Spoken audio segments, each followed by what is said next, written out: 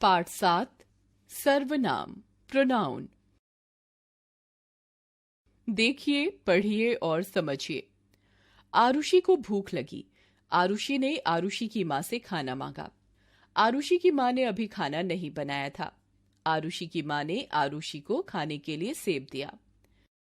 इन वाक्यों में आरुषि और आरुषि की माँ संज्ञा शब्द का बार बार प्रयोग हुआ है, जिससे वाक्य बोलने और पढ़ने में अटपटे लगते हैं। अब इन्हें दोबारा पढ़िए। आरुषि को भूख लगी। उसने अपनी माँ से खाना मांगा। उन्होंने अभी खाना नहीं बनाया था। उन्होंने उसे खाने के लिए सेब दिया। पुनः उसी गद्यांश में आरुषि संज्ञा शब्द के स्थान पर उसने, अपनी और उसे शब्द का प्रयोग हुआ है। मां संज्ञा शब्द के स्थान पर उन्होंने शब्द का प्रयोग किया गया है। संज्ञा के स्थान पर आए ये शब्द ही सर्वनाम कहलाते हैं। एक ही संज्ञा शब्द के बार बार प्रयोग से वाक्य पढ़ने व सुनने में अच्छा नहीं लगता है। संज्ञा के स्थान पर प्रयोग किए जाने वाले शब्दों को सर्वनाम कहते हैं। सर्वनाम के भेद। सर्वनाम के निम्नलिखित 6 भेद हैं। पुरुषवाचक सर्वनाम, निश्चयवाचक सर्वनाम, अनिश्चयवाचक सर्वनाम, संबंधवाचक सर्वनाम, प्रश्नवाचक सर्वनाम, निजवाचक सर्वनाम। पुरुषवाचक सर्वनाम। जिन सर्वनाम शब्दों का प्रयोग कहने वाले, सुनने वाले या किसी अन्य तीसरे व्यक्ति के लिए होता है, वह पुरुषवाचक सर्वनाम कहलाता है। जैसे, मैं बाजार जा रही हूं। तुम्हारी पुस्तक कहाँ है? वे पार्क में टहलते हैं। निश्चयवाचक सर्वनाम।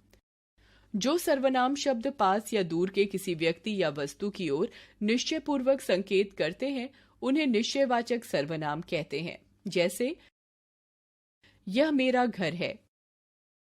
वह नमन का घर है। अनिश्चयवाचक सर्वनाम। जिन सर्वनाम शब्दों से किसी निश्चित व्यक्ति या वस्तु का पता नहीं लगता, उन्हें अनिश्चयवाचक सर्वनाम कहते हैं। जैसे, भैया, दूध में कुछ पड़ा हुआ है। पर्दे के पीछे कौन छिपा है? संबंधवाचक सर्वनाम। जो सर्वनाम शब्द वाक्य में प्रयुक्त संज्ञा अथवा सर्वनाम के संबंध का बोध कराते हैं, उन्हें संबंधवाचक सर्वनाम कहते हैं। जैसे, जो परिश्रम करता है वही जीतता है। जैसा करोगे वैसा भरोगे। प्रश्नवाचक सर्वनाम।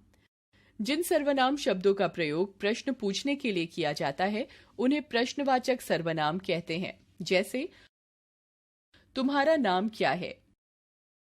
यह फूलदान किसने तोड़ा? निजवाचक सर्वनाम। जिन सर्वनाम शब्दों का प्रयोग अपने लिए किया जाता है, उन्हें निजवाचक सर्वनाम कहते हैं। जैसे, पेड़ अपना भोजन स्वयं बनाते हैं। वह यहां तक अपने आप ही आ गया। उसने खुद उठकर पानी पी लिया।